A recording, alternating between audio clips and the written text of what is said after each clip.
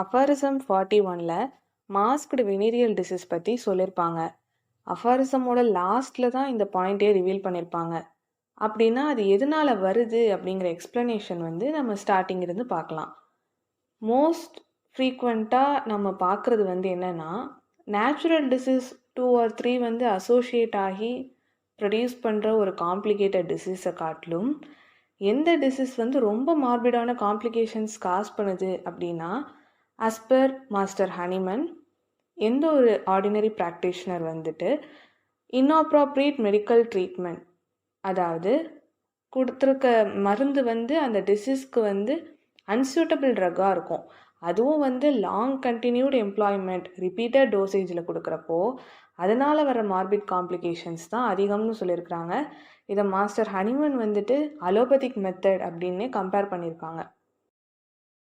இப்போ நார்மலாக ஒரு பர்சன் வந்து ஒரு டிசீஸோடு வராங்க, தட் இஸ் நார்மலாக ஒரு நேச்சுரல் டிசீஸில் வராங்க. ஸோ அதை தான் நம்ம க்யூர் பண்ணணும்.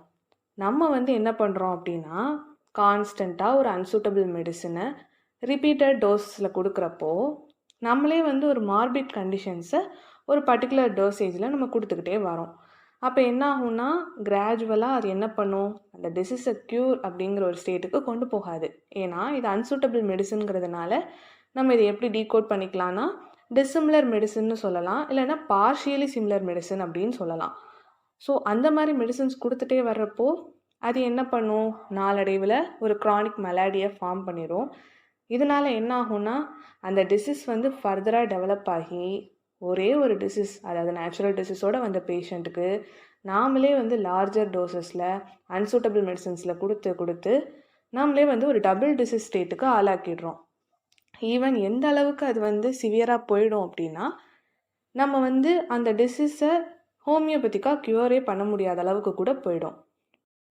ஸோ இந்த இடத்துல நம்ம ஞாபகப்படுத்திக்க வேண்டிய ஒரு பாயிண்ட் என்னென்னா, மோஸ்ட்டாக வந்து இன்க்யூரபிள் கேஸ் அப்படின்னு வந்து மாஸ்டர் ஹனிமனே வந்து எந்த டிசீஸை ரெப்ரசன்ட் பண்ணியிருப்பாரு அப்படின்னா, ஆர்டிஃபிஷியல் க்ரானிக் டிசீஸ், அதாவது ஆர்டிஃபிஷியலாக நம்ம ஒரு மெடிசன் மூலமாக உண்டு பண்ணியிருக்கிற அந்த டிசீஸ். அது வந்து எப்போவுமே அலோபதி மெடிசன் மட்டும்தான் கிடையாது. அன்சூட்டபிளாக ஹோமியோபதிக் மெடிசனை நம்ம லார்ஜர் டோசஸில் கொடுத்தாலும் த சேம் கண்டிஷன் சொல்லலாம். ஈவன் வந்து அலோபதியை காட்டிலும் ஹோமியோபதி கொடுக்குறப்போ டைனமிக் சேஞ்சஸ் நிறையா இருக்கிறதுனால ரொம்பவே ஒரு ஆர்டிஃபிஷியல் க்ரானிக் நேச்சரை நம்ம உண்டு பண்ணிடுறோம். ஸோ வந்து நார்மலாக போயிட்டு இருந்த ஒரு பாத்வேவை இடியாப்ப சிக்கல் மாதிரி சிக்கலாக்கிடுறோம். இந்த இடத்துல தான் நம்ம தலைவரோட டைலாக் ஒன்று ஞாபகம் வருது. சரி, நான் செவனே தானா போய்க்கிருந்தேன், யாரு வம்பு தும்புக்காச்சும் போனா. நேச்சுரல் டிசீஸ் அது பாட்டுக்கு இருந்திருந்தா கூட சரியாகுமே ஒழிய, நாமளே ஒரு ஆர்டிஃபிஷியல் க்ரானிக் மெலாடியை கிரியேட் பண்ணி விட்டுட்டோம். சரி, ஓகே, இந்த மாதிரி கேசஸை வந்து எப்படி டீல் பண்ணலாம் அப்படிங்கிறதுக்கு வந்து அப்போ வந்து மெடிக்கல் ஜேர்னல்ஸில் வந்து சில ரைட்டிங்ஸ் இருக்குது. அதுபடி பார்த்தாலும் ஃப்ரீக்வெண்ட்டாக வந்த கேசஸ் பார்த்தோன்னா, those of venereal gangrenous disease complicated especially with சோரா. ஸோ வந்து வெனீரியல் கேங்க்ரஸ் டிசீஸ் அப்படிங்கிறது இங்கே காமன். அதில் சோராவால் காம்ப்ளிகேட் ஆனது அண்ட் காண்டலோமேட்டஸ் கொனோரியாவால் காம்ப்ளிகேட் ஆனதுன்னு ரெண்டாக பிரிச்சிருக்காங்க. அதில் சோரிக் மயாசம் காம்ப்ளிகேட் ஆனது தான் எக்ஸஸான கேஸ் வந்து இருந்திருக்கு. ஸோ இந்த மாதிரி 2 கேசஸ் பார்த்த பட்சத்தில் அப்போ வந்து அதுக்கான ட்ரீட்மெண்ட் என்னது அப்படின்னா, அன்சூட்டபிள் மெர்க்குரியல் ப்ரிப்பரேஷன்ஸ் வந்து கொடுத்துருக்காங்க. பட் அப்போ வந்து அங்கே க்யூர் வந்து க்ரியேட் ஆகலை. இன்ஸ்டட் என்ன ஆயிருக்கு, அந்த மெர்க்குரியல் ப்ரிப்பரேஷன்ஸும் இவங்க லார்ஜர் டோசஸில் கொடுத்தனால கொஞ்ச நாள்லேயே வந்து கிராஜுவலாக டெவலப் ஆகி அது ஒரு சிம்டம்ஸை ஃபார்ம் பண்ணியிருக்கு. ஸோ அந்த சிம்டம்ஸும் வந்து நம்மளுக்கு லாஸ்ட்டாக தான் ரிவீல் ஆகும், அது வரைக்கும் அது கன்சீல்டாகவே இருக்கும். ஸோ அதை தான் என்ன சொல்லியிருப்பாங்கன்னா, எ hideous monster of complicated disease அப்படின்னு சொல்லியிருக்கிறாங்க. ஸோ இந்த கண்டிஷனை தான் லாஸ்ட்டாக நம்மளுக்கு வந்து ஒரு ஜென்ரல் நேம் கொடுத்து எக்ஸ்பிளைன் பண்ணியிருக்கிறாங்க. That is masked venereal disease. நம்ம ப்ரீவியஸாக பார்த்த மாதிரி இந்த டிசீஸ் வந்து மோஸ்ட்லி இன்க்யூரபிள். அப்படியே நீ க்யூர் பண்ணணும்னாலும் ரொம்ப டிஃபிகல்ட்டிஸோடு தான் க்யூர் பண்ணுற மாதிரி இருக்கும். இந்த மாதிரி நடக்குது எல்லாம் ஓகே, எதனால இந்த மாதிரி நம்மளுக்கு வந்து அதுவே ஒரு காம்ப்ளிகேஷன்ஸை க்ரியேட் பண்ணுது? அன்சூட்டபிள் மெடிசன்ஸ் கொடுத்தா அப்படி என்னதான் பிரச்சனை? ஏன்னா அந்த ஜேர்னல்ஸ் படி நம்ம பார்த்தோம்னா அந்த எக்ஸாம்பிள்ஸ் வந்து வெனீரியல் டிசீஸ் தான் சொல்லியிருக்கிறாங்க. மெர்க்குரிஸ் வந்து வெனீரியல் டிசீஸ்க்கு ஒரு நல்ல மருந்து தானே, அதை எப்படி அன்சூட்டபிள்னு சொல்லலாம்னா, இங்கே வந்து டோசேஜ் தான் மேட்டர். பிகாஸ் மெர்க்குரியை வந்து கரெக்டான டோஸில் கொடுக்குறப்போ தட் சிம்டம் வந்து much more it is similar to that of a venereal disease. But in case of underlying சோராவோட ஒரு venereal disease that is frequent in that time, அந்த டைம்ல அதுதான் வந்து மோஸ்ட் ஆஃப் த கேசஸாக இருந்திருக்கு. அந்த நேரத்தில் என்ன பண்ணுன்னா இந்த மெர்குரியல் ப்ரிப்பரேஷன் வந்து சில சிஃபிலிட்டிக் சிம்டம்ஸ்லாம் கவர் பண்ணியிருந்தாலும் சிஃபிலிஸ் அல்லாத மற்ற சில சிம்டம்ஸும் அதில் ப்ரிவேல் ஆயிருக்கு. ஃபார் இன்ஸ்டன்ஸ் என்ன சொல்லலாம்னா swelling and ulceration of the bone, இதை வந்து 6th எடிஷனில் மென்ஷன் பண்ணியிருக்கிறாங்க. இந்த மாதிரி சிம்டம்ஸும் வந்து நம்மளுக்கு எக்ஸ்ட்ராவாக ஒரு கன்ஜாயிண்ட் மெலடியாக வந்து இருக்கும். அஃபாரிசம் 42 சோஃபார் நம்ம பார்த்துட்டு வர அஃபாரிசமோட ஒரு சம்மரி பாயிண்ட் அப்படின்னே சொல்லலாம். ஏன்னா இதில் என்ன சொல்லியிருக்கிறாங்கன்னா, நேச்சருக்கு ஒரு டெண்டன்சி இருக்குது, as has been stated, அதாவது ஆல்ரெடி 40th அஃபாரிசமில் சொன்ன மாதிரி அண்ட் சேம் ப்ரீவியஸ் அஃபாரிசம்ஸில் சொன்ன மாதிரி சில கேசஸில் வந்து எய்தர் 2 diseases or 3 diseases வந்து சேம் ஆர்கானிசமில் சைமல்டேனியஸாக ப்ரிவேல் ஆக முடியும். பட் வித் த ரிமார்க்ஸ் அது வந்து டிசிமிலர் டிசீஸாக இருக்கணும். ஏன்னா டிசிமிலர் டிசீஸாக இருந்தால் தான் it can follow the eternal laws of nature. Eternal laws of நேச்சர்னு 3 பாயிண்ட்ஸ் அவங்க சஜஸ்ட் பண்ணியிருக்கிறாங்க. That is it to not remove, to not annihilate and cannot cure one another. அதாவது இந்த டிசிமிலர் டிசீஸ் வந்து ஒரே ஆர்கானிசமில் சைமல்டேனியஸாக மீட் பண்ணால் கூட இந்த 3 விஷயங்களை அது ஃபாலோ பண்ணாது. இன்ஸ்டட் என்ன பண்ணுன்னா அந்த ஆர்கானிசம்குள்ளேயே செப்பரேட் ஆர்கன் பேசிஸில் அதோட பொசிஷனை அது கிரியேட் பண்ணிடும். அதாவது அதோட மேலடிஸ் எங்கே வந்து ஒத்து போகுதோ அங்கே அதோட சிம்டம்ஸ் அது வாட்டுக்கு ப்ரிவேல் ஆகிட்டுருக்கும் without disturbing each other. So அங்கே யூனிட்டி ஆஃப் லைஃப் எப்பவுமே வந்து எந்த ஒரு மாறுதலுமே இருக்காது.